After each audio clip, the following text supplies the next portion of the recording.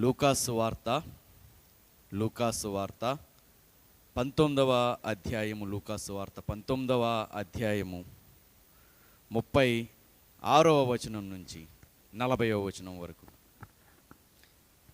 ఒలీవల కొండ నుండి దిగుచోటికి ఆయన సమీపించుచున్నప్పుడు శిష్యుల సమూహమంతయు సంతోషించుచు ప్రభు పేరట వచ్చి రాజు స్తుతింపబడునుగాక, పరలోకమందు సమాధానమును, సర్వోన్నతమైన స్థలములలో మహిమయు ఉండునుగాక అని తాము చూచిన అద్భుతములన్నిటినీ గూర్చి మహాశబ్దముతో దేవుని స్తోత్రము చేయసాగిరి. ఆ సమూహములలో ఉన్న కొందరు పరిసయ్యులు, బోధకుడా, నీ శిష్యులను గద్దింపుమని ఆయనతో చెప్పగా, ఆయన వారిని చూచి, వీరు ఊరుకుండిన ఎడల ఈ రాళ్ళు కేకలు వేయనని మీతో చెప్పుచున్నాను నేను. దేవుడి వాక్యంతో మనతో మాట్లాడునుగాక. ఆమెన్. చదవబడినటువంటి వాక్య భాగం ఏదైతే ఉందో, ఈ వాక్య భాగము ఎక్కువగా ఏ సందర్భాల్లో చదువుతారు అంటే, మట్టల ఆదివారాన్ని పురస్కరించుకుని చదవబడేటటువంటి సందర్భం ఇది. ఏం జరుగుతుంది ఇక్కడ? ఈ సందర్భంలో ఏం జరుగుతుంది అంటే, యేసుక్రీస్తు వారు తాను సేవ చేసినటువంటి కాలమంతా చాలాసార్లు, చాలా సందర్భాల్లో యెరూషలేముకి రావడం జరిగింది. ఆయన పరిచర్యలో అనేకసార్లు యెరూషలేముకి వచ్చారు. కానీ ఈ యెరూషలేము ప్రయాణం అనేది ఎలాంటిది అంటే, ఈయన ఆఖరి ప్రయాణం. అంటే తాను చనిపోవడానికి ముందుగా యేసుక్రీస్తు వారు చేస్తున్నటువంటి ఆఖరి ప్రయాణం, యెరూషలేముకు చేస్తున్నటువంటి ఆఖరి ప్రయాణం. ఇక్కడ జరిగినటువంటి ఒక సందర్భాన్ని, ఈ సందర్భాన్ని మనం ఆలోచించినట్లయితే, యేసుక్రీస్తు వారు తాను ముందు చేసినటువంటి పరిచర్యలు, తాను కొనసాగించినటువంటి పరిచర్యలు ఎన్నో అద్భుతాలు చేశారు, ఎన్నో మంచి కార్యాలు చేశారు.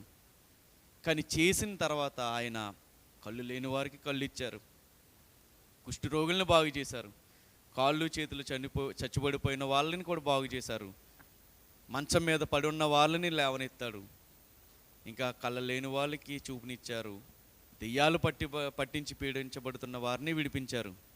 కానీ ఆయన చేసిన ప్రతి అద్భుతం తర్వాత ఒక మాట వాడడం జరిగింది. ఏంటా మాట అంటే, ఇది ఎవ్వరితోనూ కూడా చెప్పొద్దు అనేటటువంటి మాట వాడడం మనం చూస్తూ ఉంటాము లేఖనాల్లో. ఈయన చేసిన ప్రతి కార్యము వెనకాల కూడా ఏమనుకున్నారంటే, నేను ఎవరినో అప్పుడే వీళ్ళకి తెలియకూడదు అనేటటువంటి ఆలోచన మనకు కనపడుతుంది.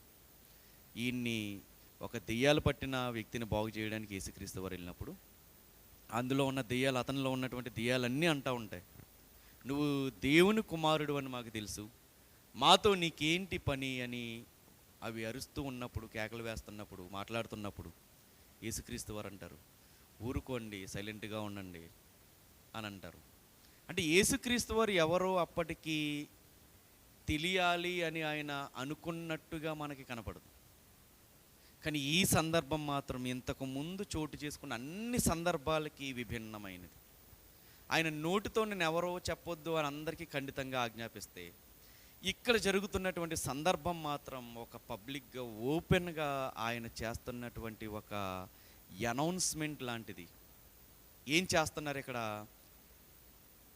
యెరూషలేముకి వస్తున్నప్పుడు నా కోసం ఒక గాడిద పిల్లని తీసుకురండి అని అంటారు. శిష్యులు వెళ్ళి తీసుకొస్తారు గాడిద పిల్లని. ఆయన దాని మీద కూర్చున్నప్పుడు ఆ దారంతా కూడా అక్కడ ఉన్న జనాంగం ఏం చేస్తారంటే, బట్టల్ని పరుస్తూ ఉంటాయి, మట్టలను తెచ్చి పరుస్తూ ఉంటాయి.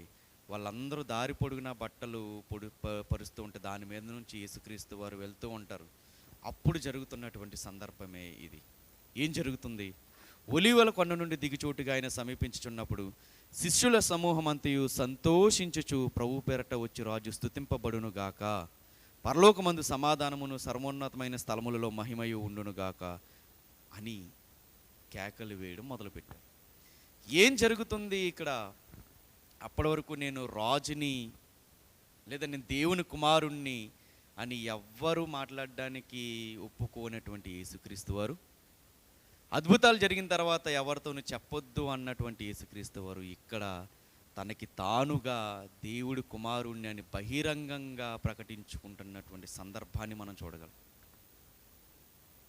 నేను రాజుని అన్నటువంటి ఒక సంకేతాన్ని అక్కడ ఉన్న జనాంగం అంతా కూడా తీసుకుంటున్న సందర్భాన్ని మనం ఇక్కడ చూడగలం.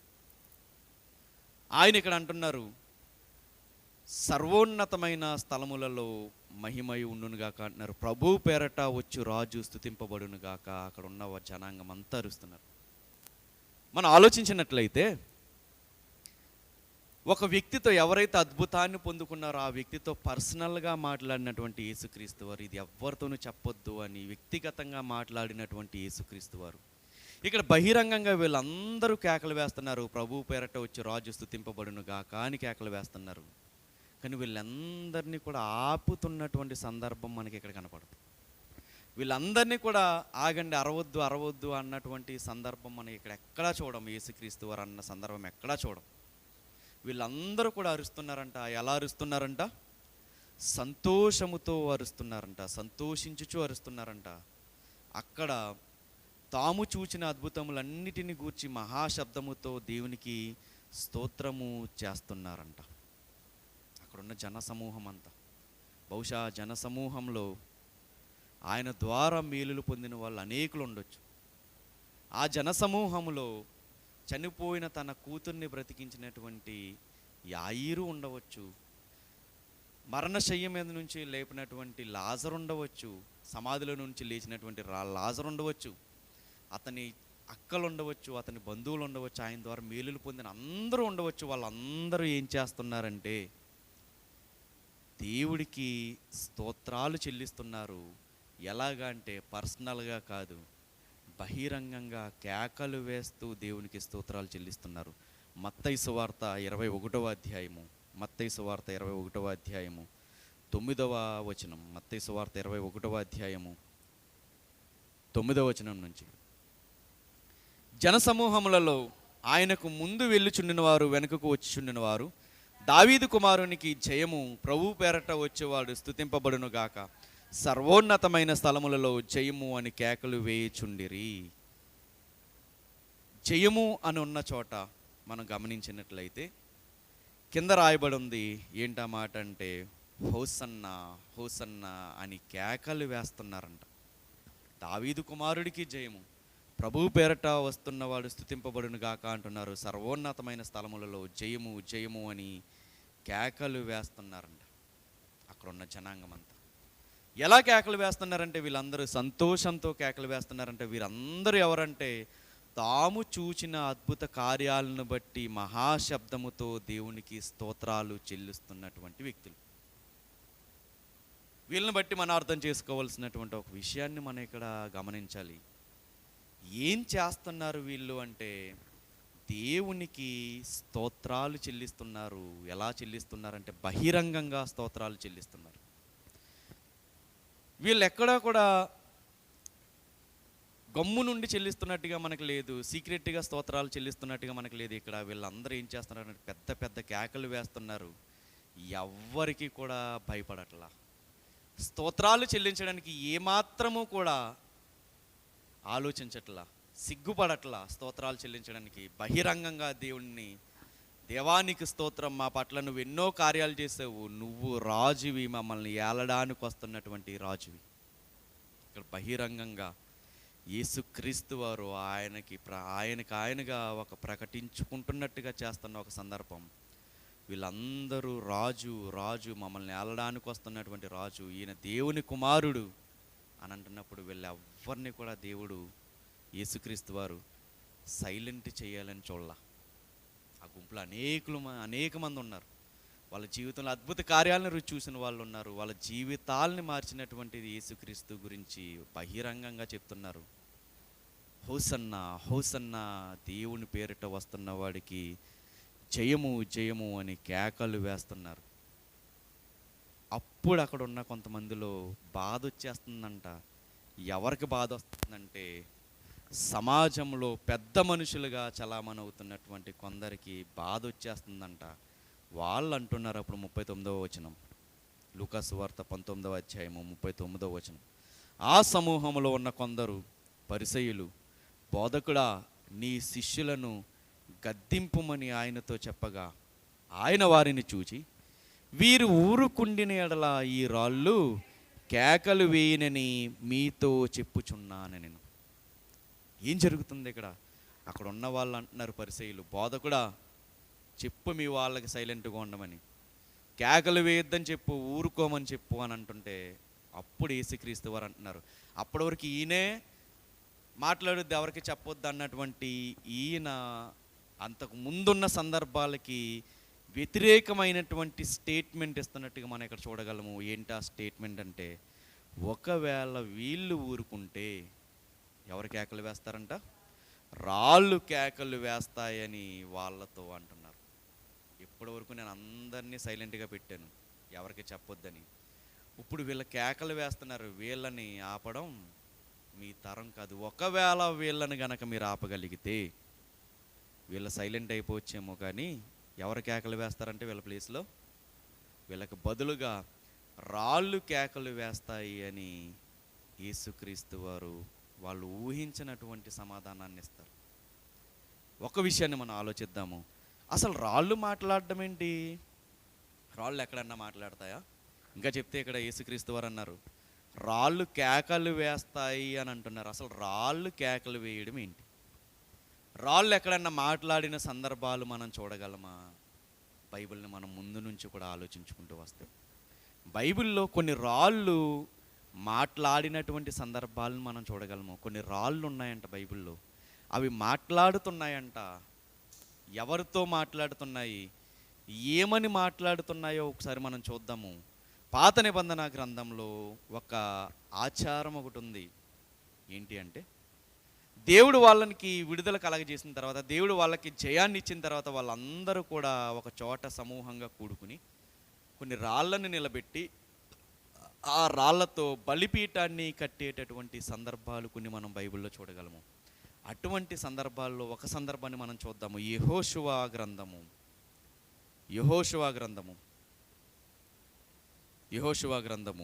3వ అధ్యాయము 13వ వచనం.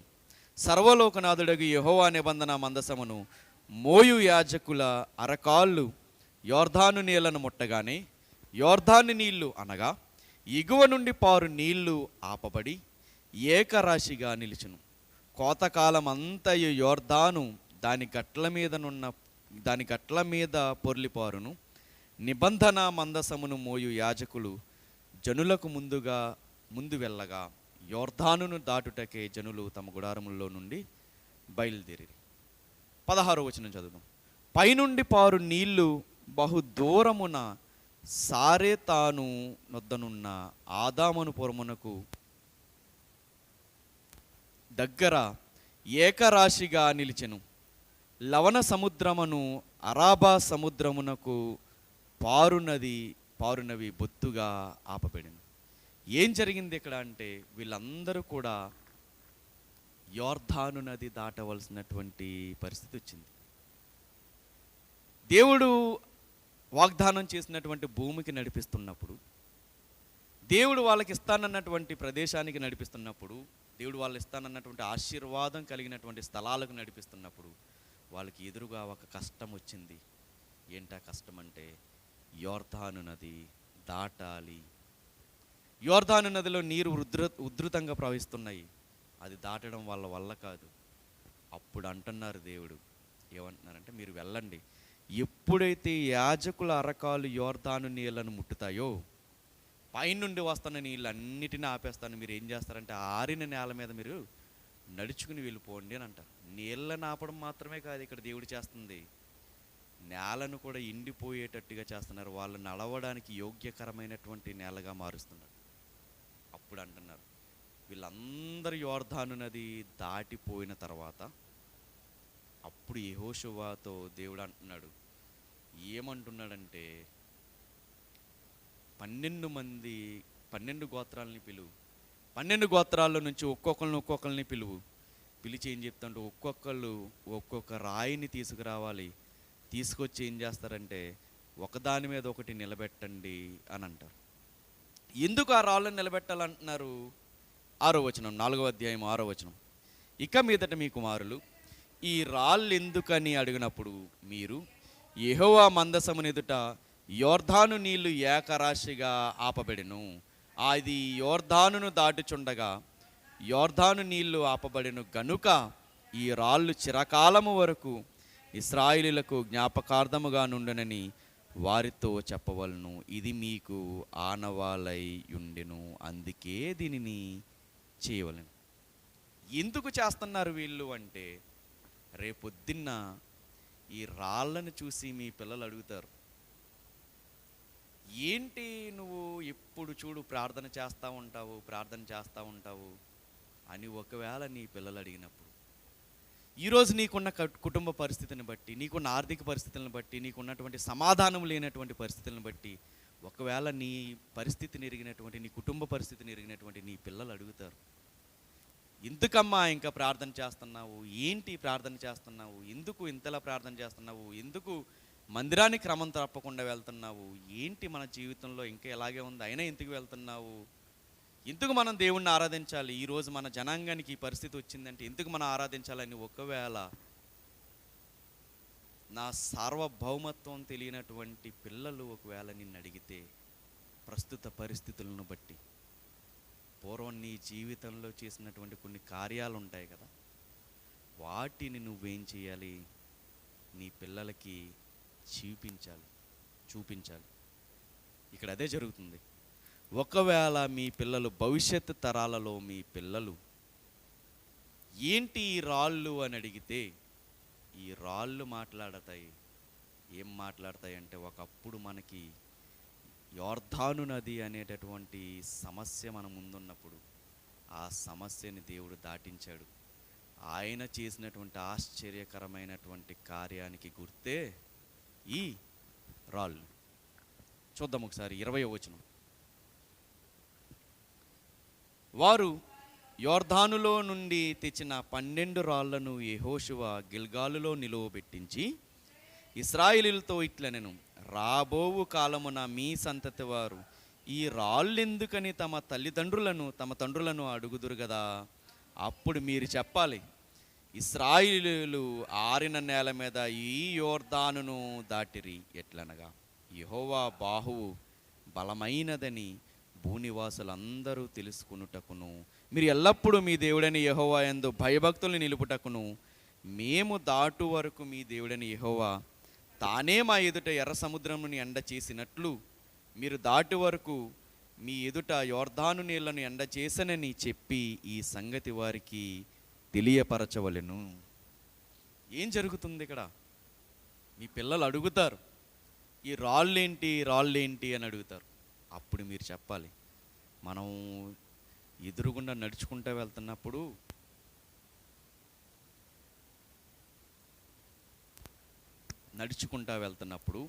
యోర్ధాను నది అనేది మనకి అడ్డం వచ్చింది. మన వాగ్దాన భూమికి మనం నడుచుకుంటూ వెళ్తున్నప్పుడు యోర్ధాను నది మనకు అడ్డం వచ్చింది. అప్పుడు పరాక్రమం కలిగినటువంటి దేవుడు మన పట్ల ఒక అద్భుతమైన కార్యాన్ని చేశాడు. మనం ఊహించినటువంటి అద్భుత కార్యాన్ని చేశాడు. అది నీ పిల్లలకి తెలియాలి. ఇప్పుడు చెప్పండి, ఎందుకు వీళ్ళ క్వశ్చన్ అడుగుతున్నారు? ఆ రాళ్ళని చూసి క్వశ్చన్ అడుగుతున్నారు. ఈరోజు మన జీవితంలో కూడా దేవుడు కొన్ని కార్యాలు చేసే ఉంటాడు. అవన్నీ మనకి మన పూర్వపు జీవితంలో దేవుడు మన పట్ల చేసిన కార్యాలని మనం ఏం చేయాలంటే మన పిల్లలకి చూపించాలి. ఒకప్పుడు మన పరిస్థితి ఇది, దేవుడు ఈరోజు మనల్ని ఎలా నిలబెట్టాడు. ఒకప్పుడు మనకు తినడానికి కూడా సరైనటువంటి తిండి ఉండేది కాదు, మన దేవుడు మనల్ని ఇలా నిలబెట్టాడు. ఒకప్పుడు మన దాస్యపు జీవితంలో ఉన్నాము, ఈరోజు మనం అనుభవిస్తున్నది ఏంటి అంటే, దేవుడు మన పట్ల చేసినటువంటి ఒక బాహుబలము మనల్ని ఈరోజు ఈ స్థాయిలో నిలబెట్టింది. ఆ రాళ్ళు మాట్లాడుతున్నాయంట ఆ పిల్లలతో. ఏమని? మీ పూర్వీకులకు నేను నా దేవుడు బాహువు చూపించి ఈరోజు ఈ పరిస్థితుల్లో ఉండడానికి కారణమయ్యాడు. రాళ్ళు మాట్లాడుతున్నాయి. ఈరోజు మీరు ఈ పరిస్థితుల్లో ఉండడానికి కారణం ఆ రోజు దేవుడు మిమ్మల్ని దాటించినటువంటి యోర్దాను నది. ఆ రోజు మోషేకి ఎలాగైతే తోడై ఉన్నాడు, యెహోషువాకు కూడా అలాగే తోడై ఉన్నాడు. ఆనాడు మోషేకి ఎర్ర సముద్రం ఎలా అడ్డొచ్చింది, ఈరోజు మనము కూడా వాగ్దాన భూమికి ప్రయాణం అవుతున్నప్పుడు మనకి కూడా ఒక యోర్దాను నది అడ్డం వచ్చింది. ఆనాడు ఈనాడు మనకి ఈరోజు కూడా దేవుడు ఏకరీతిగా ఉన్నాడు. అప్పుడు మోషేకు తోడై ఉన్న దేవుడు, యెహోషువాకి తోడై ఉన్నటువంటి దేవుడు ఈరోజు మనకు ఉన్నటువంటి సమస్యలో కూడా మనకి తోడై ఉంటాడు అన్నటువంటి విషయాలు మీ పిల్లలు అడిగినప్పుడు మనకి దేవుడు చేసిన ఆశీర్వాదాలని చూపించి చెప్పాలి. ఇక రెండవదిగా ఒక రాయి మాట్లాడుతుంది. ఏమని చెప్తుంది అంటే, మొదటి సమూయేలు గ్రంథము 17వ అధ్యాయము 50వ వచనం.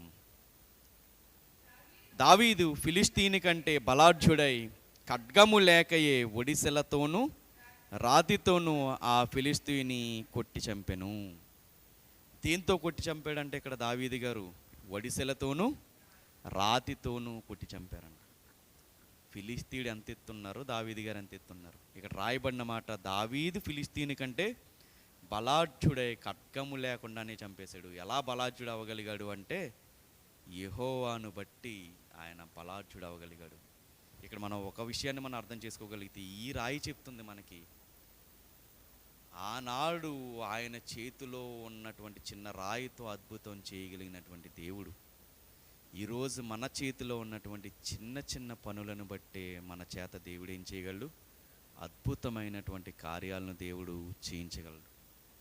ఎప్పుడు కూడా వేరే వాళ్ళ ఆశీర్వాదాన్ని బట్టి మన దగ్గర ఉన్నటువంటి ఆశీర్వాదాన్ని తోలనాడకూడదు. ఎప్పుడు కూడా వేరే వాళ్ళ సంపాదనను బట్టి మన దగ్గర ఉన్న సంపాదనను ఎప్పుడు కూడా తోలనాడకూడదు. ఎప్పుడు కూడా భార్యలుగా ఉన్నటువంటి వారు కూడా తన సాటి అయిన సహకారి చేస్తున్నటువంటి కష్టాన్ని ఎప్పుడు కూడా తోలనాడకూడదు. ఎవడో ఎక్కువ సంపాదిస్తున్నాడని వాళ్ళతో మనం పోల్చి ఎప్పుడు కూడా వేరే వ్యక్తిని ఎప్పుడు కూడా మనము తక్కువ అంచనా వేయకూడదు, తక్కువ చేసి చూడకూడదు. మన దేవుడు ఎలాంటి వాడు అంటే, నీకున్న దాంట్లో నమ్మకముగా గనక నువ్వు జీవించగలిగితే ఆ చిన్నదాన్నే దేవుడు ఏం చేయగలడంటే ఒక పెద్ద ఆశీర్వాదంగా దేవుడు మార్చగలడు. ఏం చెప్తుంది ఈ రాయి దేవుడు గురించి? ఏమని కేకలు వేయగలదు ఈ రాయి అంటే, నీ దగ్గర ఉన్నటువంటి చిన్న వాటితో అద్భుతాలు చేసి నిన్ను ఉన్నతమైన స్థానంలో నిలబెట్టగలడు ఈ దేవుడు అన్నటువంటి కేకలు వేసి చెప్పగలిగినటువంటి రాయిని ఇక్కడ మనం చూడగలం.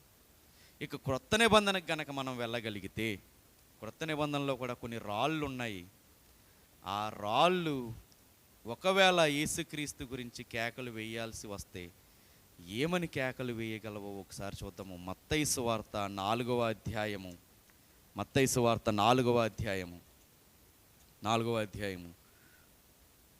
3వ వచనం 2వ వచనం నుంచి చదువుదాము.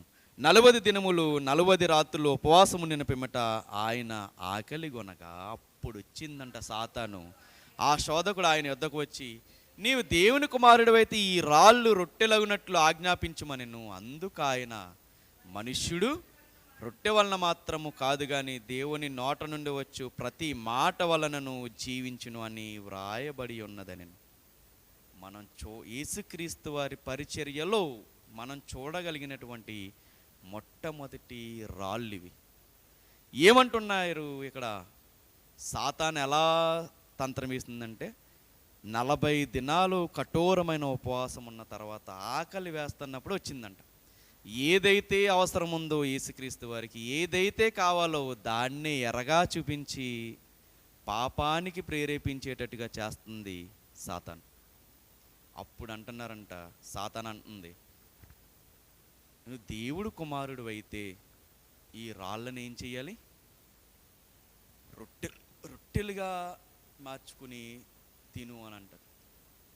అప్పుడు అంటున్నారు, మనుష్యుడు రొట్టె వలన కాదు, దేవుడు నోట నుండి వచ్చి మనుష్యుడు వల్ల జీవిస్తాడు.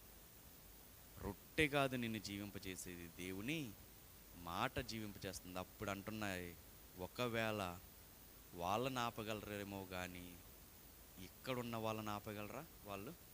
ఒకవేళ ఈ రాళ్ళు గనక మాట్లాడితే, కేకలు వేస్తే ఏమని కేకలు వేయగలవు? ఒకప్పుడు సాతాను మమ్మల్ని చూపించి పాపం చేయడానికి ప్రేరేపించింది పరిశుద్ధుడిని, కానీ ఈయన ఎక్కడా కూడా లొంగలేదు. ఈయన ఎవరో తెలుసా? పరిశుద్ధుడైనటువంటి దేవుని కుమారుడు అని ఈ రాళ్ళు కేకలు వేయగలవు. యేసుక్రీస్తు వారి పరిచర్యలో మాట్లాడవలసి వస్తే ఈ రాళ్ళు ఏమని చెప్పగలవు అంటే, నా ప్రభువు, మీరు సిలువ వేస్తాననుకుంటున్న ఈ ప్రభువు ఎలాంటి వాడు అంటే, పాపం ఏమాత్రము కూడా అంటించుకోకుండా నిష్టగా నిలబడినటువంటి ఒక పరిశుద్ధుడు ఈ యేసు అని కేకలు వేయగలవు. సాతానికి ఏమాత్రము కూడా చోటు ఇవ్వకుండా దేవుడినే గెలిపించినటువంటి పరిశుద్ధుడు ఈ యేసు అని ఇక్కడున్న రాళ్ళు కేకలు వేయగలవు. ఇంకా మనం బైబిల్ని అలా తిప్పినట్లయితే యోహాను సువార్త 2వ అధ్యాయము, యోహాను సువార్త 2వ అధ్యాయము 6వ వచనం. యోహాను సువార్త 2వ అధ్యాయము 6వ వచనం. కానాను విందుకు బయలుదేరినటువంటి యేసుక్రీస్తు వారు అక్కడ చేసిన ఒక మొట్టమొదటి అద్భుత కార్యము నీటిని ద్రాక్షారసముగా మార్చడం. వచ్చారంటే యేసుక్రీస్తు వారు, అప్పుడుకి తెచ్చినటువంటి ద్రాక్షారసం అంతా అయిపోయింది. అప్పుడు వచ్చి తల్లి అడుగుతుందంట. యేసు తల్లి అక్కడ ఉండెను. 2వ అధ్యాయము 2వ వచనం. యేసును ఆయన శిష్యులు నా వివాహమునకు పిలువబడిరి. ద్రాక్షరసం అయిపోయినప్పుడు యేసు తల్లి వారికి ద్రాక్షరసము లేదని ఆయనతో చెప్పగా, యేసు ఆమెతో, అమ్మ, నాతో నీకేమి పని? నా సమయం ఇంకనూ రాలేదనెను. ఆయన తల్లి పరిచారకులను చూసి, ఆయన మీతో చెప్పినది చేయడని. ఇక్కడ జాగ్రత్తగా మనం ఆలోచిస్తూ ఉంటే, ఒకవేళ ఎలాంటి మాట అంటే ఏ తల్లని ఏమడుగుతుంది? నా సమయం ఇంకా రాలేదు, ఏంట్రా పెచ్చగా మాట్లాడుతున్నావు, ఇక్కడ ఉన్న సందర్భం ఏంటి, నువ్వు మాట్లాడుతున్న మాటలు ఏంటి అని అంటది. కానీ అందరిలాంటి తల్లి కాదు. కొడుకు యొక్క పరిస్థితిని, కొడుకు యొక్క పనిని అర్థం చేసుకున్నటువంటి తల్లి ఇక్కడ అంటున్న మాట, ఆయన మీతో చెప్పినది చేయండి. ఆయన మీతో చెప్పినది ఏమాత్రము మాట్లాడకుండా చేయండి. ఇక్కడ వాళ్ళు ఏమాత్రము కాదనకుండా చేశారు. అప్పుడు చేసింది ఏంటో చూద్దాం. 6వ వచనం. యూదుల శుద్ధీకరణాచారము ప్రకారము 2-3 తూములు పట్టు 6 రాతి బాణలు అక్కడ ఉంచబడి ఉండెను. యేసు ఆ బాణలు నీళ్లతో నింపుడని వారితో చెప్పగా, వారు వాటిని అంచుల మట్టుకు నింపిరి. అప్పుడు ఆయన వారితో, మీరు ఇప్పుడు ముంచి విందు ప్రధాని వద్దకు తీసుకుని పోండని చెప్పగా, వారు తీసుకుని పోయిరి. ఏం జరుగుతుంది ఇక్కడ? రాతి బాణలు అనేవి మనకి ఇక్కడ కనపడుతున్నాయి. అవి అందులో 2-3 తూములు పడతాయి. 6 రాతి బాణలు అక్కడ ఉంచబడిను. అప్పుడు యేసుక్రీస్తు వారు వెళతా అంటున్నారు, వెళ్ళి వాటిని నీళ్లతో నింపండి అని అంటున్నారు. నీళ్లతో నింపండి అని అంటున్నారు. ఏమాత్రం మారు మాట్లాడకుండా వెళ్ళి వీళ్ళందరూ నీళ్ళతో నింపేశారు. తర్వాత అంటున్నారు, పట్టుకెళ్ళి విందు ప్రధానికి ఇవ్వండి అని అంటున్నారు. విందు ప్రధానికి ఇవ్వగానే అవన్నీ ఎలా మారినాయి? ద్రాక్షారసముగా, మధురమైన ద్రాక్షారసముగా మారినాయి. అప్పుడు అంటున్నారండి, ఎవరైనా ముందు మొదటిది పెట్టి లాస్ట్లోను చెడ్డది పెడతారు, నువ్వు ముందు చెడ్డది పెట్టి లాస్ట్లో ఏంటి మంచిది పెడుతున్నావు అని అంట. ఎలా జరిగింది ఇది? ఆ రాతి బాణలు ఒకవేళ యేసుక్రీస్తు వారి గురించి చెప్పవలసి వస్తే ఏమని చెప్పగలవు అంటే, ఆయన ప్రతి అవసరమును తీర్చేటటువంటి దేవుడు. నువ్వు ఊహించిన దానికంటే, నువ్వు ఆశించిన దానికంటే ఎంతో మధురమైనటువంటి స్మృతులను నీకు ఇవ్వగలిగినటువంటి ఈ దేవుడు. ఆ రాళ్ళు చెప్పగలవు, ఈ దేవుడు ఎలాంటి వాడు అంటే, నీకు కావలసినటువంటి ప్రతీదీ కూడా నువ్వు ఊహించని విధంగా నీ దగ్గరికి తీసుకురాగలిగినటువంటి దేవుడు. ఈయనెవడు అంటే, నీకు సమస్తమును దయచేయగలిగినటువంటి దేవుడు. ఒకవేళ ఈ రాతి బాణలు గనక యేసుక్రీస్తు వారి గురించి కేకలు వేయవలసి వస్తే ఏమని కేకలు వేయగలవు అంటే, ఫిలిప్పీలకు రాసిన పత్రిక 4వ అధ్యాయము 19వ వచనం. 4వ అధ్యాయము 19వ వచనం. కాగా దేవుడు తన ఐశ్వర్యము చొప్పున క్రీస్తు యేసునందు మహిమలో మీ ప్రతి అవసరమును తీర్చును. ఎవరు ఈ దేవుడు అంటే, మన ప్రతి అవసరతను కూడా ఎరిగినటువంటి వాడు ఆయన.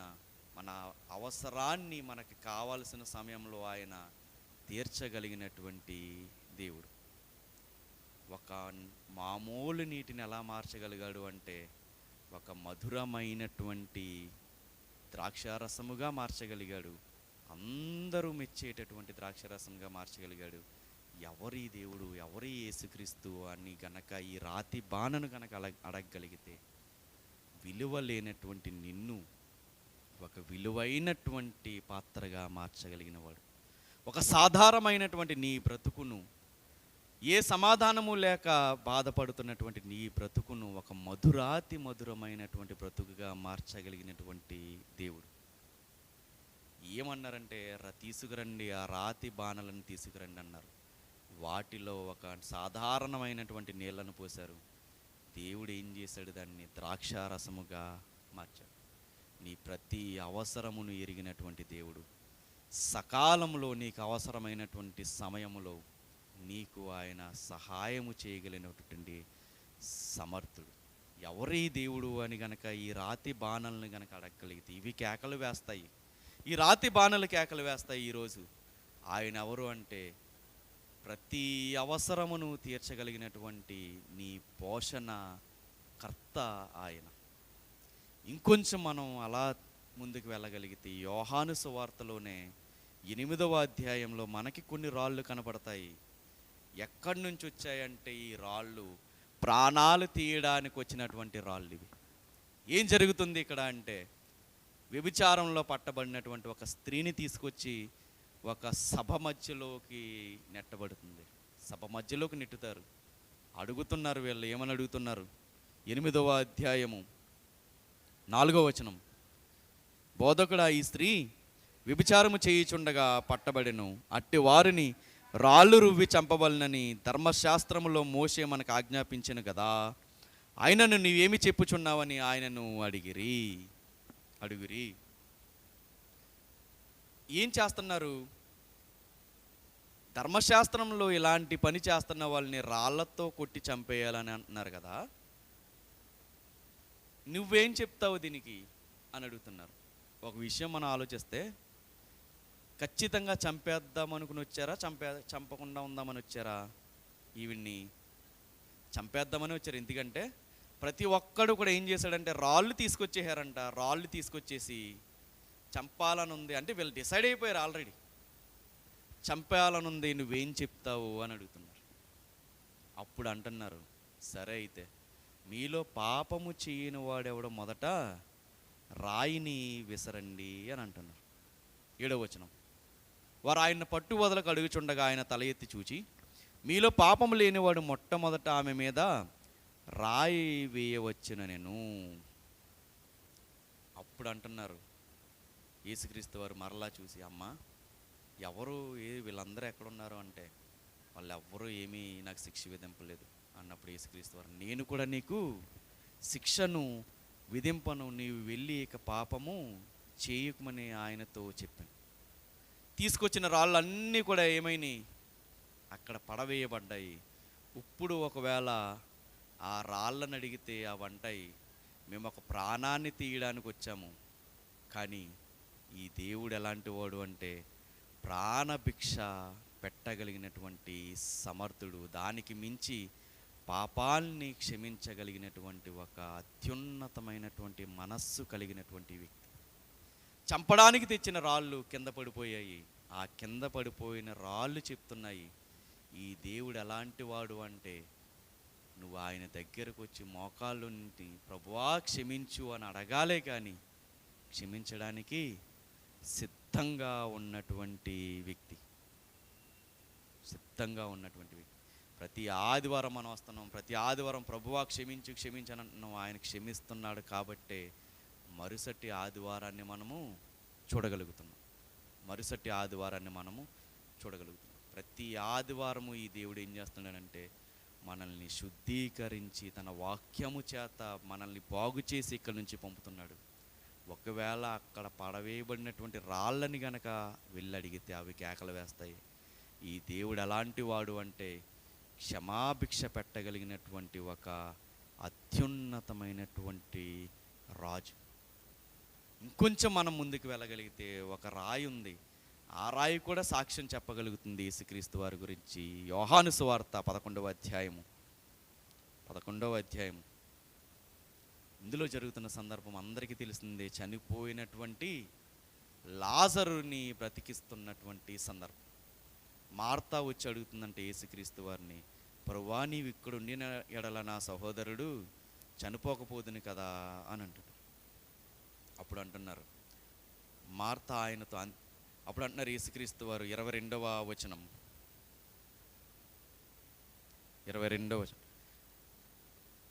11వ అధ్యాయము 22వ వచనం, ఇప్పుడైనను నీవు దేవుని ఏమడిగినను దేవుడు నీకు అనుగ్రహించినని ఎరుగుదునెను. యేసు నీ సహోదరులు మరలా లేచినని ఆమెతో చెప్పగా అప్పుడు అంటుందంట మార్త, ఆయనతో అంత్యదినమున పునరుద్ధానమును లేచినని ఎరుగుదునెను. అందుకు యేసు, పునరుద్ధానమును జీవమును నేనే, నా యందు విశ్వాసముంచువాడు చనిపోయినను బ్రతుకును, బ్రతికి నాయందు విశ్వాసముంచువాడు ప్రతి వాడును ఎన్నటికీ చనిపోడు. ఈ మాట నమ్ముచున్నావా అని అడిగారు. అప్పుడు అంటున్నారు, నేను నమ్ముతున్నాను ప్రభువా అని అంటున్నారు. అప్పుడు ఇక్కడ ఒక సందర్భం చూద్దాం మనము. 39వ వచనం, యేసు రాయి తీసివేయడని చెప్పగా చనిపోయిన వాని సహోదరుని మార్త, ప్రభువా అతడు చనిపోయి 4 దినములైనది గనుక ఎప్పటికీ వాసన కొట్టునని ఆయనతో చెప్పాను. నీవు నమ్మిన ఎడల దేవుని మహిమను చూస్తావు, నేను నీతో చెప్పలేదా అని ఆమెతో నేను. నువ్వు నమ్మాలి, నమ్మితే ఆయన నీతో చెప్పింది జరుగుతుంది. ఏంటి ఇక్కడ జరుగుతున్నటువంటి సందర్భం ఏంటి? ఈ రాయి లాజరు సమాధికి అడ్డంగా పెట్టినటువంటి రాయి, ఆ తొలగించబడినటువంటి ఆ రాయి ఒకవేళ నా దేవుడి గురించి చెప్పాల్సి వస్తే, ఈ రాజు గురించి చెప్పాల్సి వస్తే ఏమని కేకలు వేస్తాయి అంటే, ఆయనను గనక నువ్వు నమ్మితే నువ్వు ఆశించిన ప్రతి ఫలాన్ని కూడా పొందుకోగలవు. ఈ దేవుడు ఎవరు అంటే, మరణశయ్య మీద నుంచి కూడా నిన్ను లేవనెత్తగలిగినటువంటి దేవుడు. నిన్ను ఏ కష్టంలో ఉన్నా కానీ నిన్ను లేవనెత్తగలిగినటువంటి దేవుడు.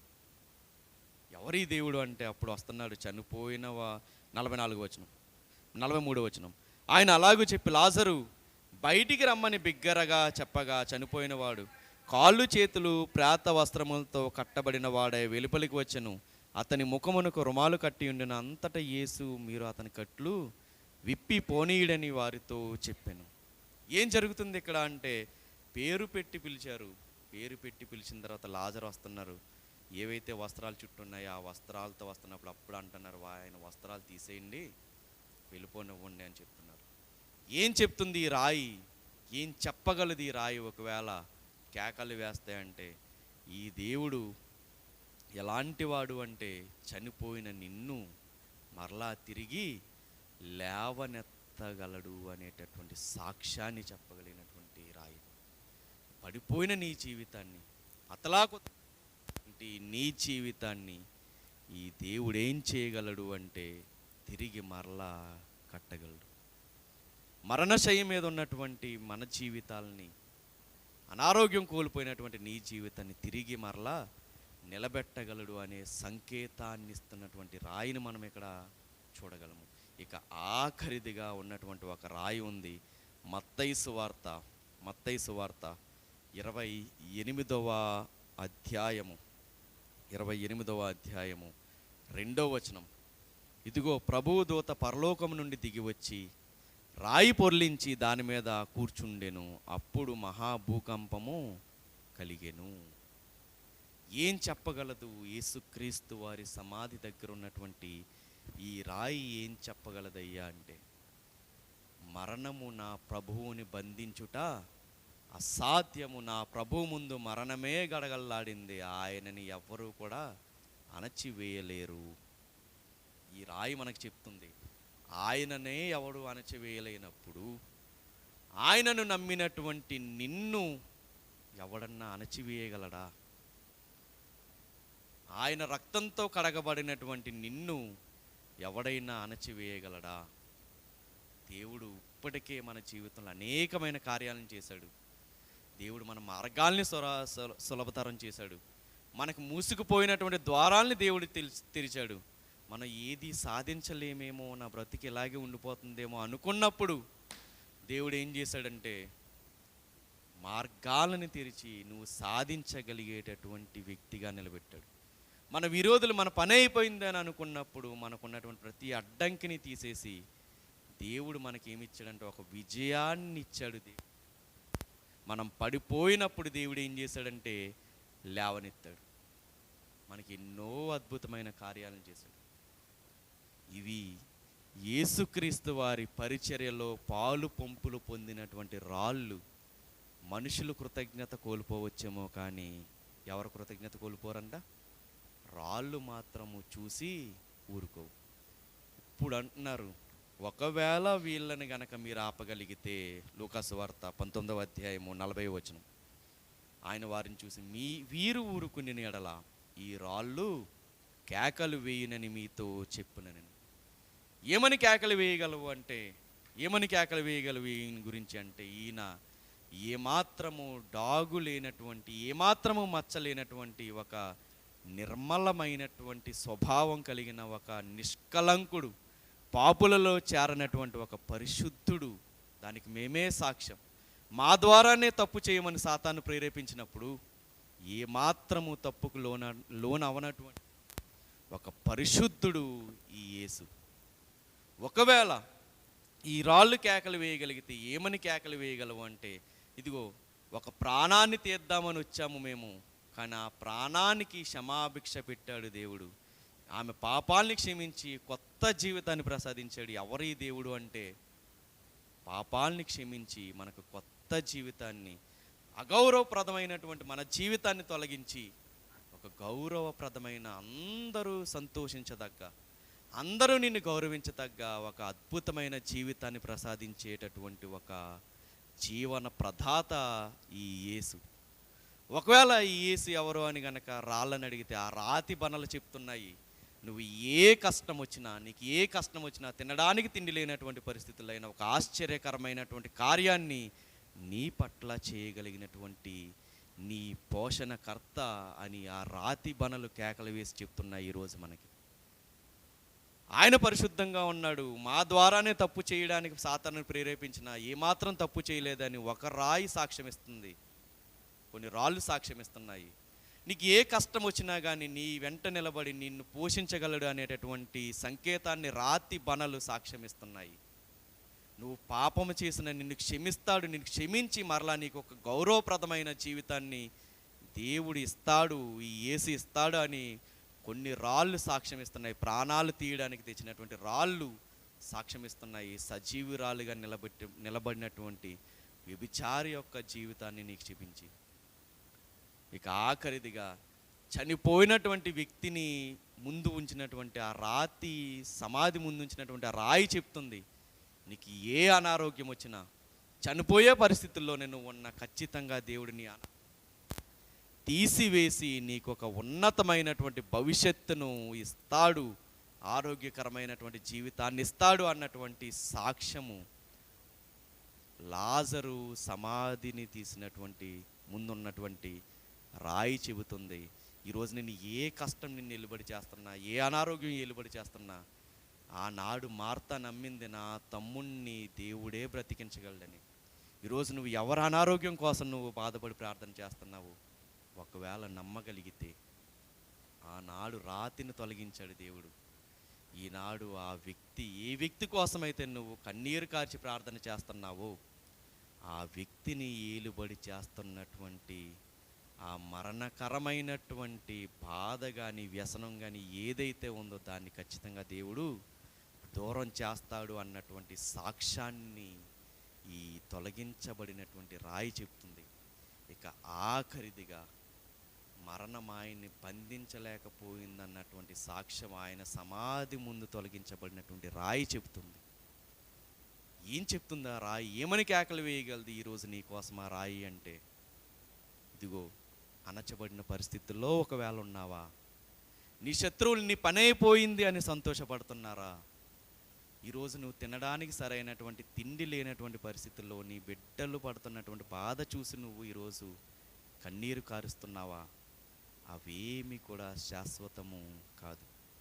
నీ దేవుడు ఎలాంటి వాడు అంటే, నువ్వు ఏ ద్వారము తెరిస్తే బాగున్ను అని నువ్వు ఎదురు చూస్తున్నావు. ఆ ద్వారాన్ని దేవుడు తెరవగలడు. ఈరోజు ఏమీ సాధించలేని నిస్సహాయ స్థితిలో ఉన్నావని నువ్వు ఒకవేళ బాధపడుతున్నావేమో, తొలగించబడినటువంటి రాయి చెప్తుంది, ఆయనని ఆపడము ఎవరి తరము కాలేకపోయింది. నీకొచ్చే ఆశీర్వాదం ఆపడము కూడా ఎవరి తరము కాదు. ఆయన తెరవగా మూయగలిగిన వాడి లోకంలో ఎవ్వడూ లేడు. ఈ రాయి చెబుతుంది, యేసుక్రీస్తు వారి సమాధి ముందు తొలగించబడిన రాయి. నీకు అడ్డంగా ఉన్న ప్రతి అడ్డు గోడను కూడా కోల్చగలిగినటువంటి సామర్థ్యము నువ్వు నమ్మిన నీ యేసుకి ఉంది అని సాక్ష్యం చెప్తుంది ఈ రాయి. ఈ జీవం లేని రాళ్ళు ఇన్ని సాక్ష్యాలు చెప్పి నేను ధైర్యపరుస్తున్నాయి. ఎందుకయ్యా అంటే నువ్వు కూడా ఒక రాతివే. ఎలాంటి రాయివి నువ్వు? పేతురు గారు రాసినటువంటి మొదటి పత్రిక, పేతురు గారు రాసినటువంటి మొదటి పత్రిక 2వ అధ్యాయము, పేతురు గారు రాసిన మొదటి పత్రిక 2వ అధ్యాయము 4వ వచనం. మనుష్యుల చేత విసర్జింపబడినను దేవుని దృష్టికి ఏర్పరచబడినదియు అమూల్యమును సజీవమైన రాయియగు ప్రభువునొద్దకు వచ్చిన వారై యేసుక్రీస్తు ద్వారా దేవునికి అనుకూలములగు ఆత్మ సంబంధమైన బలులను అర్పించుటకు పరిశుద్ధ యాజకులుగా ఉండునట్లు మీరును సజీవమైన రాళ్ల వలె ఉండి ఆత్మ సంబంధమైన మందిరాలుగా కట్టబడుచున్నారు. ఆనాడు యేసుక్రీస్తు వారు ఎలాగైతే మనుషుల చేత విసర్జింపబడ్డారు, ఈరోజు నీ జీవితం కూడా విసర్జింపబడినట్లుంటే నువ్వెవరవో తెలుసా?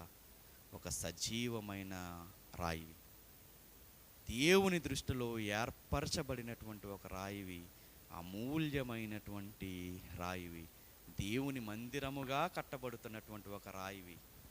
నిన్ను ఎవ్వడు కూడా అడ్డగించలేడు, నీ ఆశీర్వాదాన్ని ఎవడు కూడా అడ్డగించలేడు.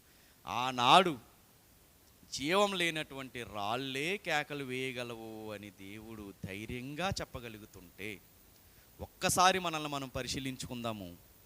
సజీవమైన రాళ్ళగా ఉన్నటువంటి మనము, మన గురించి దేవుడు అంత ధైర్యంగా చెప్పగలడు. ఈ సజీవమైన రాయి నా గురించి కేకలు వేయగలదు అని చెప్పగలడా?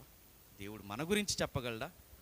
ఒక సజీవమైన రాయిగా ఉన్నటువంటి మన గురించి ఈరోజు నువ్వు కేకలు వేయగలవా? నీ దేవుడు నీ పట్ల చేసిన ఆశ్చర్య కార్యాలను బట్టి నువ్వు కేకలు వేయగలవా? దేవుడు నీ జీవితంలో చేసినటువంటి కొన్ని మేలులను బట్టి, ఆశీర్వాదాలను బట్టి. సజీవమైన రాయిగా ఉన్నటువంటి నువ్వు ఈరోజు దేవునిని గౌరవిస్తున్న విధానం ఏంటి? సజీవమైన రాయిగా ఉన్న నువ్వు దేవుడు ఏదో చేయట్లేదని చెప్పి, దేవుడు నేను ఆశించింది ఇవ్వట్లేదని చెప్పి ఈరోజు దేవుడు మందిరాన్నే విడిచిపెట్టేస్తున్నావు కదా. ఒక వారం వచ్చి ఒక వారం మానేస్తున్నావు కదా. నీకు దేవుడు వాక్యం అంటే భయం లేదు, దేవుడి మందిరం అంటే భయం లేదు, దేవుడిని ఎలా గౌరవించాలో తెలియదు, జీవము గల దేవుని మందిరంలో ఎలా ప్రవర్తించాలో తెలియదు. నిన్ను బట్టి దేవుడు ధైర్యంగా ఒక సాక్ష్యం చెప్పగలడా? ఇదిగో ఈ సజీవమైన రాయి నా కోసం కేకలు వేయగలదు అని. ఇదిగో ఈ సజీవమైన రాయి నా కోసం నిలబడగలదు, నేను పెట్టిన పరీక్షలో నిలబడి నన్ను గెలిపించగలదు ఈ సజీవమైన రాయి అని చెప్పగలడా ఎవరైనా? మనలో ఎవరైనా కానీ చెప్పగలమా? ఆ స్థాయిలో మనం ఉన్నామా? ఒక్కసారి మనల్ని మనం పరిశీలించుకోవాలి. ఆనాడు ఎన్నో రాళ్ళు, జీవం లేనటువంటి రాళ్ళు మనకు చెప్తున్నాయి, ఇదిగో నా దేవుడు పరిశుద్ధుడు, ఈ దేవుడు పరిశుద్ధుడు, దానికి మేము సాక్ష్యం. ఈ దేవుడు పోషించగలడు, అక్కడ అందరికీ కూడా ద్రాక్ష రసాన్ని ఇచ్చి ఆనందింపజేశాడు, ఈ దేవుడికి మేము సాక్ష్యం. ఇదిగో ఈ దేవుడు ఎలాంటి వాడంటే క్షమాభిక్ష పెట్టగలడు, కొత్త జీవితాన్ని ఇవ్వగలడు, దానికి మేము సాక్ష్యం. ఈ దేవుడు ఎవరు అంటే చనిపోయిన వారిని బ్రతికించగలడు, అదిగో తొలగించబడిన రాయిగా ఉన్నటువంటి నేను సాక్ష్యం. ఈ దేవుడు ఎవరు అంటే మరణాన్ని కూడా జయించగలిగినటువంటి దేవుడు. ఇదిగో ఆయన సమాధి ముందు ఉంచబడినటువంటి రాయిగా ఉన్న నేనే కేకలు వేసి చెప్పగలను. ఇప్పుడు మనల్ని అడుగుతున్నాడు దేవుడు, జీవం లేని రాళ్ళే అంతలా కేకలు వేయగలవని జీవం లేనటువంటి రాళ్ళ పట్ల దేవుడు ధైర్యంగా చెప్పగలుగుతుంటే, సజీవమైనటువంటి రాళ్ళగా ఉన్నటువంటి మనము, ఆత్మ సంబంధమైన మందిరాలుగా ఉన్నటువంటి మనము, మన గురించి దేవుడు ఏమాత్రమైన ధైర్యం చేసి ఈ సజీవమైన రాయి నా కోసం కేకలు వేయగలదు అని చెప్పగలడా దేవుడు? ఒక్కసారి మనల్ని మనము ఆలోచించుకోవాలి. ఏమాత్రము మందిరం అంటే శ్రద్ధ లేకుండా, దేవుడు చెప్పిన ఏ కట్టడని మనం పాటించకుండా, దేవుడు ఉండమన్న విధానంగా మనం ఉండకుండా, అసలు మందిరానికే మనం రాకుండా, వాక్యం ఏం చెప్తుందో అన్నటువంటి స్పృహ మనకు లేకుండా, వాక్యంలో దేవుని మందిరంలో ఎలా ప్రవర్తించాలి, సేవకులతో ఎలా ప్రవర్తించాలి, తోటి సహోదరులతో ఎలా ప్రవర్తించాలి, తోటి విశ్వాసులతో ఎలా ప్రవర్తించాలనేటటువంటి జ్ఞానము లేకుండా మన ఇష్టానుసారంగా మనకు కావాల్సినప్పుడు మందిరానికి వచ్చి, మనకు కావాల్సినప్పుడు బైబిల్ చదువుకుని, మనకు కావాల్సినప్పుడు ప్రార్థన చేస్తే దేవుడు ఏమన్నా నిన్ను బట్టి, నన్ను బట్టి, మనల్ని బట్టి ఏమన్నా సంతోషించగలడా? ఈ సజీవమైన రాయి ఏంటి ఆత్మ సంబంధమైన మందిరంగా కట్టబడుతుంది అనుకుంటే శరీర సంబంధమైనటువంటి కార్యాల వైపు తిరుగుతుంది. పైపెచ్చు మనం అనేది ఏంటి అంటే, దేవుడు నా జీవితంలో ఏ మేలు చేయట్లేదని మనం అంటాం. ఎలా చేస్తాడు? ఒక వారం వస్తాము, ఒక వారం రాము. ఒకరోజు వాక్యం చదువుతాము, ఒకరోజు చదవము. ఒకరోజు ప్రార్థన చేస్తాము, ఒకరోజు ప్రార్థన చేయము. ఎలా దేవుడు మన జీవితంలో కార్యాన్ని చేస్తాడు? దేవుడు ఖచ్చితంగా మనకున్న దాన్ని అన్నిటిని ఆశీర్వదిస్తానని చెప్తున్నాడు. కానీ అక్కడ ఒక కండిషన్ పెట్టాడు. ఏంటి ఆ కండిషన్ అనేది చూద్దాము. ద్వితీయోపదేశ కాండము 30వ అధ్యాయము, ద్వితీయోపదేశ కాండము 30వ అధ్యాయము 9వ వచనం. 30వ అధ్యాయము 9వ వచనం.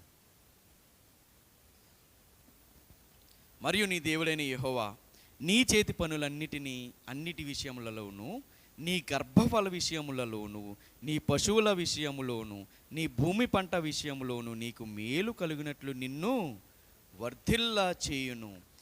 ఈ ధర్మశాస్త్ర గ్రంథమందు రాయబడిన ఆయన ఆజ్ఞలను నీవు గైకొని నీ దేవుడైన యెహోవా మాట విని నీ పూర్ణ హృదయముతోనూ నీ పూర్ణ ఆత్మతోనూ నీ దేవుడైన యెహోవా వైపు మల్లునప్పుడు యెహోవా నీ పితరుల యందు ఆనందించినట్లు నీకు మేలు చేయుటకు ఆయన నీ యందును ఆనందించి నీ వైపు మల్లును. దేవుడు ఖచ్చితంగా మనకున్న దాన్ని ఆశీర్వదిస్తాడు. మనం చేస్తున్న పనులను ఆశీర్వదిస్తాడు, బిడ్డల్ని ఆశీర్వదిస్తాడు, పశువుల్ని, పంటల్ని ఆశీర్వదిస్తాడు. ఇవన్నీ ఎందుకు ఆశీర్వదిస్తాడంటే మనకి మేలు కలగడానికి, మనల్ని వర్ధిల్లింప చేస్తాడు. కానీ ఆయన వైపు మనము తిరిగి ఆయన ఆజ్ఞలను మనం గైకొని ఆయన చెప్పినట్టుగా గన మనం చేయగలిగితే, ఆయన ఉండమన్నట్టుగా ఈ సజీవమైన రాయి గనక ఉండగలిగితే, ఈ సజీవమైనటువంటి రాయిని ఏం చేస్తాను అంటున్నాడంటే, మూలకు తలరాయిగా నేను నిన్ను చేస్తాను. ముందు నువ్వు నా వైపు మల్లు, అప్పుడు నేను ఆనందించి నీ వైపు మల్లుతాను అని అంటాను. ఆనాడు రాళ్ళ గురించి ధైర్యంగా సాక్ష్యం చెప్పగలిగినటువంటి దేవుడు ఈరోజు సజీవమైన రాయిగా ఉన్నటువంటి మన గురించి దేవుడు సాక్ష్యం అంత ధైర్యంగా చెప్పగలడా? అలా చెప్పాలి అంటే ఫస్ట్ మనం చేయవలసింది ఏంటి అంటే, ఆయన ఆజ్ఞల్ని గైకొనాలి, ఆయన వైపు మనం మళ్ళాలి. అప్పుడు ఆనందంతో ఆయన మన వైపు మళ్ళుతాడు. అప్పుడు ఆయన మన గురించి ధైర్యంగా సాక్ష్యము చెప్పగలడు. అప్పుడు మనం ఆశించిన ప్రతి ఈవుని మనము పొందుకోగలము. సో అటువంటి నిబద్ధత, అటువంటి పూర్ణ హృదయము, అటువంటి పూర్ణ ఆత్మ, అటువంటి ఆజ్ఞలను గైకొనేటటువంటి తత్వము దేవుడు మనందరికీ అనుగ్రహించి ఆయన కొరకు సాక్ష్యాన్ని ఎలుగెత్తి చెప్పగలిగేటటువంటి ఒక సజీవమైన రాయిగా దేవుడు మన కొరకు కూడా ధైర్యముగా చెప్పునుగాక. ఆమేన్.